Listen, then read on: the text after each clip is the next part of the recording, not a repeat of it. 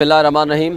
सबसे पहले तो मैं सरदार लतीफ़ खोसा साहब के बेटे खुर्रम लतीफ़ खोसा साहब के ख़िलाफ़ जिस तरह कल दहशतगर्दी का मुकदमा करके पुलिस ने उनको गिरफ़्तार कर लिया, मैं उसकी शदीद मज़म्मत करता हूँ। दूसरे नंबर पे अभी मुझे पता चला जमशेद दस्ती ने कोई अपनी वीडियो बयान जारी किया है जिसके ज़रिए उसने बताया कि उसकी बेगम और उसके बच्चों के साथ बड़ी ज़्यादती की और उसके साथ बड़ा ज़्यादती की, तो मैं उसकी भी शदीद मज़म्मत करता हूँ। और इन दो अल्फाज के बाद मैं आपको कहता हूँ कि देखें, अगर इलेक्शन, इसको इलेक्शन कहते हैं तो ये इलेक्शन नहीं है। ये इलेक्शन का मतलब है फ्री एंड फेयर इलेक्शन। इसका मतलब है कि तमाम पॉलिटिकल पार्टीज़ को इक्वल अपॉर्चुनिटी मिले, वो एक ट्रांसपेरेंट प्रोसेस हो, हर कोई अपना पार्टिसिपेट करे और पब्लिक में जाए और पब्लिक फ़ैसला करे कि किसको वोट देना है, किसको नहीं देना। ये हक़ के हुक्मरानी पब्लिक का है, अवाम का है, कौम का है, लोगों का है। यही आइन कहता है, यही लॉज कहते हैं और यही दुनिया का उसूल है। इसको जमहूरियत कहते हैं। जमहूरियत इसका नाम नहीं है कि आप जमहूर क्या है, पब्लिक एट लार्ज है। जमहूर को यानी जो आज पीटीआई या इमरान खान जो सबसे मकबूल पार्टी है, उसको आप साइड लाइन करके, उसको आप एक तरफ रख के आप सिर्फ 10-15% आवाम के दरमियान कहो कि जी आप फैसला कर लो कि किसको वोट देना है, किसको नहीं देना। आपने सबके 90% से ज़्यादा हमारे लीडर्स के कागजात नामजदगी ही आपने पहले नॉमिनेशन फॉर्म छीने, अच्छा वहाँ से कोई कामयाब हो गए तो आपने फिर तायद कुनंदा, तजवीज़ कुनंदा उठा लिए। वहाँ से अगर कोई भागने में, वहाँ पहुँचने में कामयाब हो गया तो आपने फिर क्या किया, फिर आपने धड़ाधड़ लोगों के कागजात मुस्तरद कर दिए। और एक ही पॉलिटिकल पार्टी के पीटीआई का जो मेरे तक रिपोर्ट पहुँची है को 2100 के करीब जो उम्मीदवार हैं उनके रिजेक्ट कर दिए। और उसके मद्दे मुकाबल वो शहजादा लाडला, सुपर लाडला जिसको लाए गए हैं, शहंशाह करप्शन जनाब नवाज शरीफ PMLN को, उनका एक भी बंदे के कागजात रिजेक्ट नहीं हुए, एक भी लीडर और वर्कर के। मतलब यह है कि आपके सामने सब कुछ नज़र आ रहा है। और न सिर्फ ये कि वकीलों को गिरफ्तार करना शुरू कर दिया जो प्रपोजल स्कैंडल्स की सूरत में या कागजात लेकर गए हुए थे। मसलन परसों की मिसाल आप गुजरात को देख लें, परवेज़ इलाही के लिए जो वकील गए थे, सरदार अब्दुल राज़िक खान, मलिक अमजद परवेज़ और बाकी। अमजद परवेज़ नवाज शरीफ का वकील है, लेकिन इत्तेफाक से वो लोग चले गए, तो ये कुछ हो रहा है।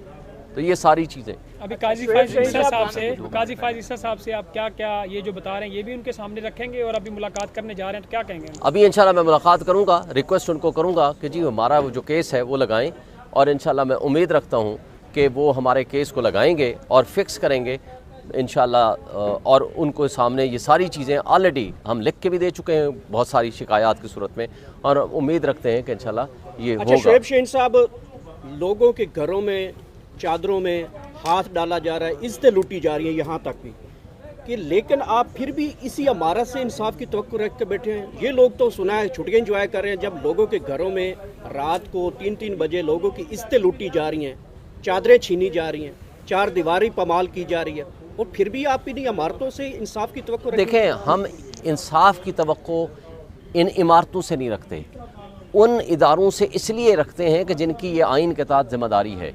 चूँकि ये आइन मौजूद है, उसके अंदर ये ज़िम्मेदार हैं, इनकी कॉन्स्टिट्यूशनल ड्यूटी है कि लोगों के हुकूक का तहफ़्फ़ुज़ करें और लोगों को free and fair election, transparent elections का माहौल दें।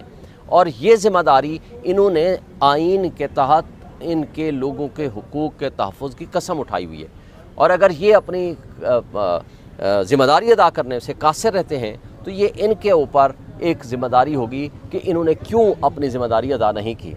तारीख़ फिर किसी को भूलती नहीं है, तारीख़ इनके किरदार को याद रखती है। आज अच्छे किरदार भी सामने हैं, आज जस्टिस मुनीर का किरदार भी सबके सामने है। तो इसलिए अगर ये अच्छा किरदार करेंगे तो लोग इनको तारीख़ इनको अच्छे अल्फाज में याद रखेगी, और अगर बुरा किरदार होगा तो जस्टिस मुनीर के अंदाज़ में इनको भी याद रखा जाएगा। लेकिन एक बात मैं बता दूँ, आज भी वक्त है, तमाम इदारे, हमारी इस्टेब्लिशमेंट और हमारी अदलिया और हमारे वो सियासी अशराफिया या वो एलिट्स जो बंद कमरों में बैठ के फ़ैसले करती थी, वो कंसीडर करे अपने फ़ैसलों को। अगर वो नहीं करती है तो नुकसान जो होना है इस मुल्क का, जो तबाही होनी है, माशी तबाही होनी है, जो सियासी अदम इस्तेकाम में इजाफ़ा होगा और जिसके ज़रिए मुल्क की इकाइयाँ और जड़ें खोखली हो जाएंगी, फिर कोई दुनिया का कोई शख्स फिर खूनी इनकलाब को नहीं रोक सकेगा जो बज़ाहिर नज़र आ रहा है। और हम नहीं चाहते कि ऐसी सिचुएशन हो, इसलिए कि वो नुकसान मुल्क का होगा।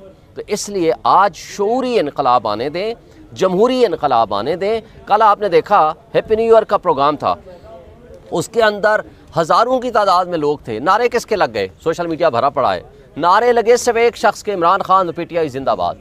वो क्यों? इसलिए कि जितनी नफ़रतें आप फैला रहे हैं उस नफ़रत का इजहार लोगों को मौका दें ताकि 8 फरवरी को वो मोहर लगा के अपनी नफ़रत का या अपनी कैथारसिस दूर करके अपनी एक्सप्रेशन कर सके। अगर आप वोट के ज़रिए वो हक छीन लेंगे तो फिर उसका नुकसान ये होगा जो हमने माजी में भी देखा, जो बहुत सारे और मुल्कों में भी देखा। मेरा ख़्याल है इस मुल्क में भी अब आवाम इस लेवल तक पहुँच चुकी है कि आपके पास कोई और ऑप्शन बाकी नहीं रहेगा सिवाय इनकलाब के, और वो इनकलाब इस तरीके से आएगा फिर किसी की इज़्ज़तें महफूज नहीं रहेंगी, फिर नुकसान इस मुल्क का होगा, इस मुल्क की जड़ों का होगा, इस मुल्क के इदारों का होगा, और वो फिर हम बर्दाश्त शायद ना कर पाएँ। शेख शाहीन साहब, पीटीआई की सारी लीगल टीम अगर इलेक्शन में मसरूफ़ हो जाए तो खान साहब के केसेस कौन देखेगा सर, वो जेल के अंदर? देखें, खान साहब के केसेस में किसी किस्म का कोई प्रॉब्लम नहीं होगा। उनके केसेस जो वकील लड़ रहा है वो सबसे टॉप प्रायोरिटी उसको वो रखता है। इलेक्शन सेकेंडरी चीज़ है हमारे लिए जो है वो ज़िम्मेदारी हमारी ये है कि हम सबसे पहले इमरान ख़ान के साथ खड़े हैं। इमरान ख़ान इस वक्त सिंबल है हकीकी आज़ादी का, इस वक्त वो इस्तारा, वो अलामत बन गया है हकीकी आज़ादी का। उस शख्स के इर्द गिर्द सारी मोहब्बतें और इज़्ज़तें उसके साथ अटैच हो चुकी हैं। लोगों ने पब्लिक एट लार्ज ने अब आज़ादी का एक इस्तारा रखा है, वो है इमरान ख़ान। आज पूरी दुनिया में जहाँ जहाँ पाकिस्तानी बसता है वो इमरान ख़ान के अलावा किसी का नाम सुनने को तैयार नहीं है। इसलिए हम समझते हैं कि उसके खातिर उसके साथ जो सिंसियर एंड लॉयल होकर खड़ा होगा तो इंशाअल्लाह ताला उसको इलेक्शन लड़ने की भी ज़रूरत नहीं है। इसलिए अवाम हमारा इलेक्शन लड़ रही है।